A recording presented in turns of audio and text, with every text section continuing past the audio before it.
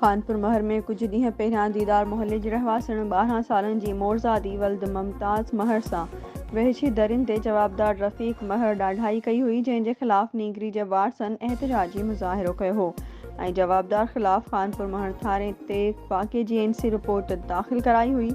मुतासिर नीगरी जी मदद करण लाइ स्टेप फाउंडेशन जी चेयरपर्सन शाइस्ता बलोच मुतासिरा नीगरी जे घर पहुची ॾुख जो इज़हार कंदे इंसाफ़ लाइ भरपूर साथ ॾियण जो ऐलान कयो आहे।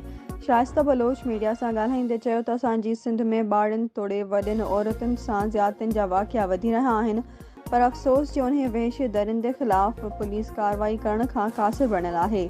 कानपुर महर हिक मासूम न्याणी सां ॿियो भेरो ॾाढाई थी आहे, पर पोइ बि पुलिस तोड़े हितां जा चूंडियल नुमाइंदा ख़ामोश आहिनि, जंहिं ते अफ़सोस ई करे सघिजे थो। आख़िर में स्टेप फाउंडेशन जी चेयरपर्सन शाइस्ता बलोच जो चवणु हो त मासूम नीगरी खे इंसाफ़ वठी ॾियण संदसि भरपूर साथ ॾिनो वेंदो। ॿिए पासे राब्तो करण ते खानपुर महर पुलिस जो चवणु हो त वाक़े जी मेडिकल रिपोर्ट अचण खां पोइ जवाबदार ख़िलाफ़ कार्रवाई कई वेंदी ऐं असां अंदरूनी तौर बि वाक़े जी जांच करे रहिया आहियूं। रिपोर्टर इफ्तियाज़ अली, खानपुर महर।